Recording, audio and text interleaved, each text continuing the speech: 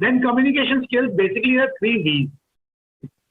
How exactly do you communicate?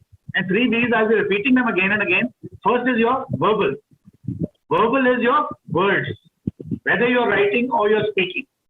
So my point is, in case in a particular language, you do not know the word, so instead of getting perturbed, and you just keep your mouth shut because you're not able to give a word, I would recommend you start substitute the word from a language you know. Maybe you're good in Hindi, good in Tamil, you're good in Malayalam.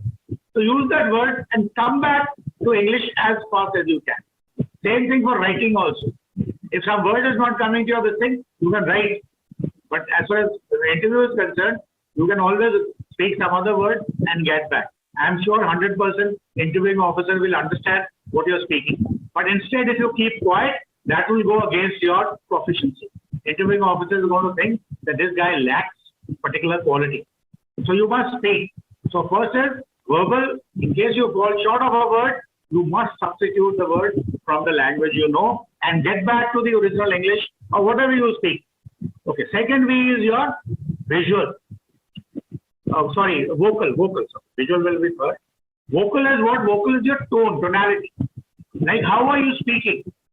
After speaking, मैंने बोला, okay, tell me something about, let's say Delhi. What are the tourist spots? So Delhi is the capital of India, and you know we have Qutub Minar there, we have Red Fort there, and then we have Rajpath Sarwar, the Republic Day parade around there, the North West very good place. Now this is not the way you speak to anybody for that matter, or under any circumstance. You should be very deliberate.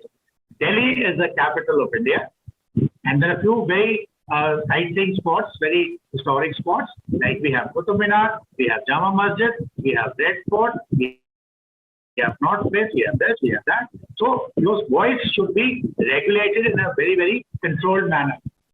Okay. Then next V is your visuals. So visual means your visual, how the other guy is seeing. The kind of your body language. As I said, you're sitting in front of an interviewing officer, your hands are tapping, your feet are fidgeting, you're not able to speak properly, you're looking down, looking right, eyes are going here and there, your hands are not in your control. So all that has a meaning. So you're conveying, unknowingly you're conveying to the interviewing officer, look, I am low on self-confidence. I am low on communication skills. I do not know how to convey myself. So with the hands of, with the kind of body facade that you sort of present to him, that also shows that you are not confident at all. So what are those things? I'll tell you in due course. Be ready for.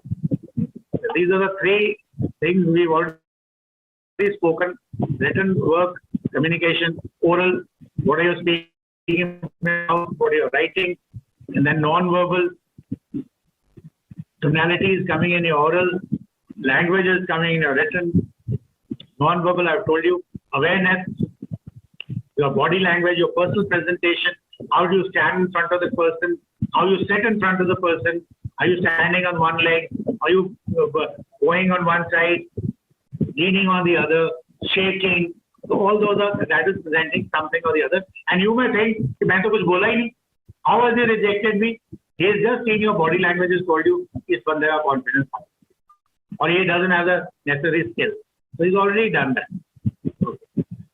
Now a study says, though I do not agree with the study because I am also an NLP master practitioner, but over here when I'm teaching communication skills, so let the study thing goes, that 35% time we are using verbal communication and 65% is non-verbal. Like when I'm talking to you now, I'm also using my hands.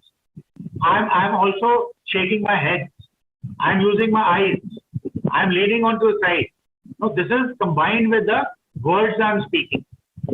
So overall, when you're looking at me, when the kind of gesture I'm showing you is your total communication cycle.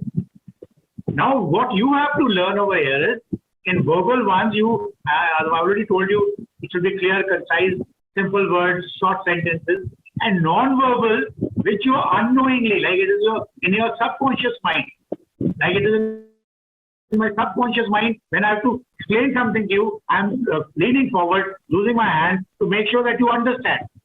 Similarly, when you are answering a question to an interviewing officer, you should not use his hand or lean in a manner which gives you a other meaning to it. It should not indicate this guy lacks confidence.